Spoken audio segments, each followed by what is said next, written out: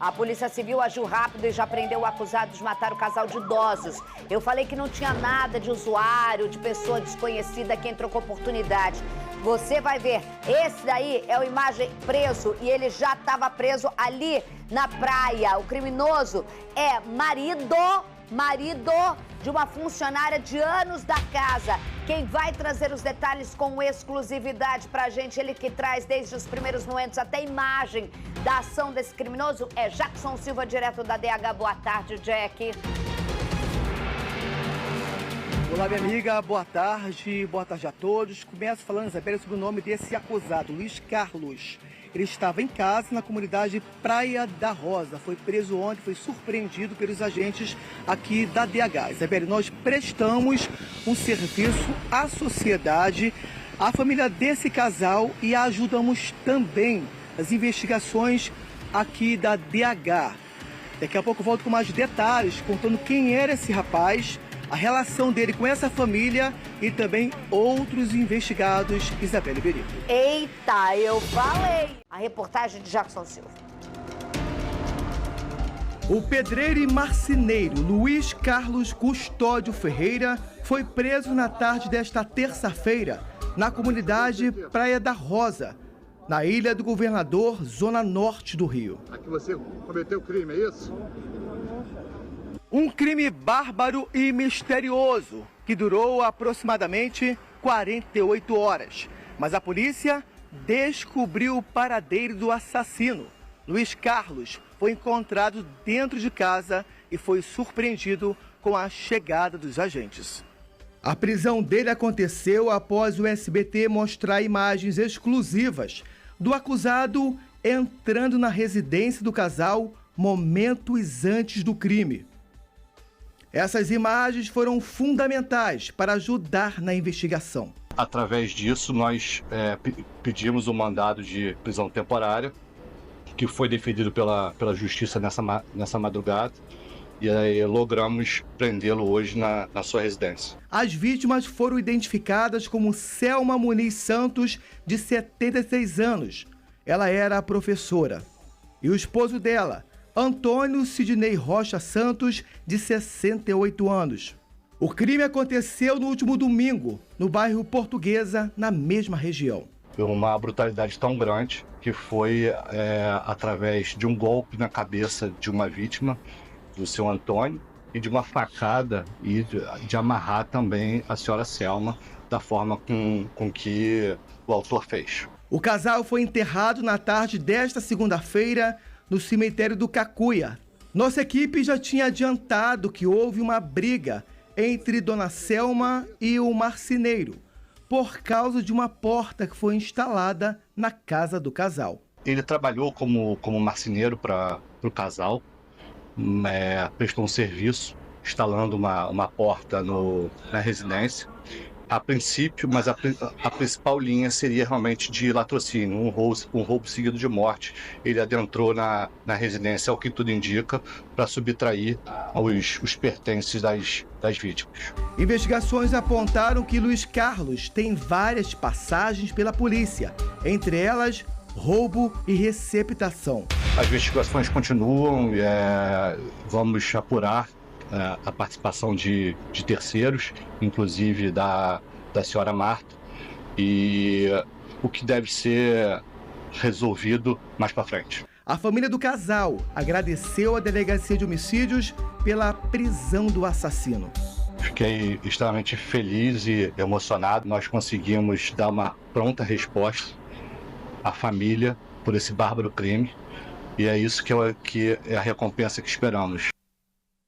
Parabéns ao Jackson Silva, que a gente não teve informação oficial da DH, talvez por ter informações para não comprometer e serem divulgadas, mas Jackson Silva fez um papel que não é a primeira vez, mas nesse caso muito específico, fora do modus operandi do Jackson, que é de operação policial e conseguir informação adiantando de locais. Jackson Silva fez uma questão de juntar fatos, conseguir elementos, informações, e dessa vez não com as fontes policiais dele. Ele conseguiu fatos que levaram a gente aqui a traçar o que poderia ser, porque todo mundo achava, inclusive a própria família, porque tem região de gente cracuda, que isso e aquilo, que às vezes entra para roubar bobeira e tal. E a gente, desde o começo, Jackson, você falava o seguinte, a gente não poderia acusar, mas Jackson traz, não estou falando isso, mas Isabelle conseguia a imagem. Olha só essa imagem, Isabelle, eu olhava o cara andando perfeitamente alto, com agasalho, com muita propriedade na rua, depois voltava com guarda-chuva com muita propriedade. A imagem, além da polícia e a perícia não mostrar arrombamento, ele tinha muita tranquilidade de não passar por uma rua onde as pessoas olhavam, quem é esse? Ele passou batido porque era conhecido, né? E aí o Jackson trouxe elementos, e eu também não poderia acusar, e falava, olha, entrou aqui, olha, entrou ali. Ontem, até eu e o Carlos não estavam nos outros dias, então acho que o Carlos estava meio assim, o Carlos falou, gente, mas pode ser. E eu e o Jackson fizemos assim, ó, não pode ser cracudo, não era cracudo, era alguém que estava planejando. Parabéns, Jackson, pela sua investigação jornalística, que simplesmente você falava desde o primeiro dia dessa discussão de Marceneiro, que quem ouviu foi uma testemunha que a gente não vai falar e que soltou na orelha do Jackson. O Jackson bateu todo dia dessa discussão desse tal de Marceneiro. E pelo jeito a polícia estava pensando igual a você, hein, Jack? Oi, Isabelle Benito, muito obrigado. Parabéns para o SBT, parabéns para o seu programa, parabéns para você também. Uma equipe, né, Isabelle? A gente fez um trabalho junto, agradecendo também a ADH, né, que também a gente teve a credibilidade, né, de ter acesso a essas imagens também. Isabelle, só antes de falar com o delegado, uma observação. Quando eu falei que houve uma briga entre Dona Selma e esse pedreiro que colocou a porta, agora a gente tem o nome dele, né?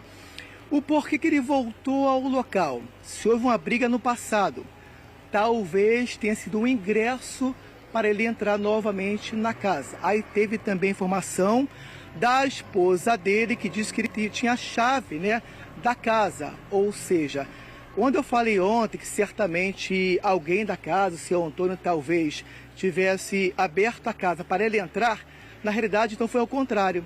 A própria esposa disse que ele tinha acesso à casa, ele pegou a chave dela, teve acesso à casa, né? Então entrou. Então a primeira pessoa que ele matou foi o seu Antônio. O responsável pela investigação está ao meu lado, o Bernardo Leal. Muito obrigado, parabéns. Ou seja, aproximadamente 48 horas. Conseguiu solucionar um crime tão bárbaro, né? De casais, um casal de idosos, né? Que isso teve repercussão em todo o Brasil. Parabéns mais uma vez. Muito obrigado. Para nós é super importante que a Delegacia de Homicídios e a Polícia Civil possa dar uma pronta resposta para a sociedade e para a família de que resolvendo esse crime bárbaro. Isabelle, estou toda à sua disposição, mas antes queria só falar com ele sobre a questão da entrevista, né, quando interrogou o Luiz Carlos. O que ele falou para o senhor durante interrogando ele aqui na DH? Ontem, após a prisão do suspeito, ele foi ouvido e quis falar e deu a sua versão. Segundo ele se reconheceu primeiro nas imagens, disse que era ele mesmo, disse que era ele que usava aquela roupa, se reconheceu, mas informou que foi ao local para realizar realmente um trabalho de marcenaria, que seria colocar a porta. E teria ficado lá meia hora e depois saído normalmente sem ter matado o casal. Então, apesar de não confessar, ele, em seu depoimento, ele deixa claro que é ele na imagem, ele deixa claro que ele esteve naquele local, deixa claro que ele tinha sim a chave do imóvel. Então, assim, é o que só corrobora o que a gente já tinha, os elementos que a gente tinha e que deram aso à decretação da prisão temporária dele. Ou seja, Isabelle, justamente, falamos ontem, ou seja, em 30 minutos, ele entrou na residência e, segundo a própria polícia, teria matado esse casal. O delegado está à sua disposição, Isabelle Benito. Doutor Bernardo, a gente já se esperava dele, o senhor experiente também já deve imaginar que batom na cueca, ele não vai vir lá para vocês com a imagem que tem, que não é ele, ou seja, sou eu. Agora, entrei e não matei, ok. Aí levanta uma dúvida para o público. Não levanta dúvida não, não interfere não, porque depois a imagem é nítida. O casal no alto se espanca, o idoso. Ninguém mais entra, ou seja, ou é você, irmão, não importa essa dele falar ou não. A polícia tem elementos suficientes para fazer o que fez, prendê-lo. Agora, só uma dúvida, doutor. O senhor acha que teve requintes de crueldade por essa discussão com a senhora? Porque ele rouba, ele subtrai, mas ele já tem um histórico violento, né? Isso pesa para o senhor na hora de colocar no inquérito? Bom, latrocínio já é pesado por si só, né? Sim, o latrocínio é um crime, né, em regra já bárbaro, né? Mas realmente há uma desproporcionalidade muito grande entre os itens subtraídos, né? 2 telefones celulares e a carteira de uma das vítimas, e a forma com que a barbaridade e a crueldade com que o crime foi perpetrado. Ele agrediu fisicamente que inclusive com muita força, né, o seu Antônio, dando uma pancada na cabeça dele, e depois, após amarrar a segunda vítima, a dona Selma, ele esfaqueou-a. Então, assim, é uma cena muito bárbara, de uma crueldade muito grande. Mas sabe, doutor, só para encerrar aqui, você vê com requintes de crueldade, eu não sei se isso, mas talvez na hora de um júri dele isso pese bastante, que essa briga com a dona Selma, ele faz questão de amarrar a vítima que ele tinha tido a briga. Ela vê a morte do marido, ele faz questão de mostrar a morte do marido com pauladas e pancadas por meio de tortura.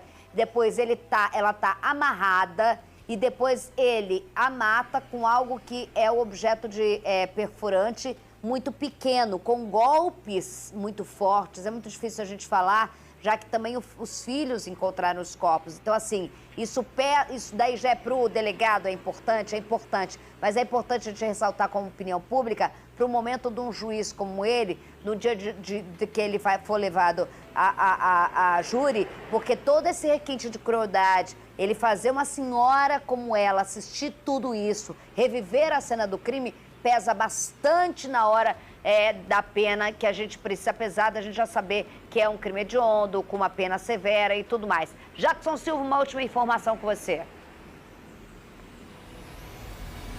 Isabelle, vamos só falar um pouco sobre a história do doutor.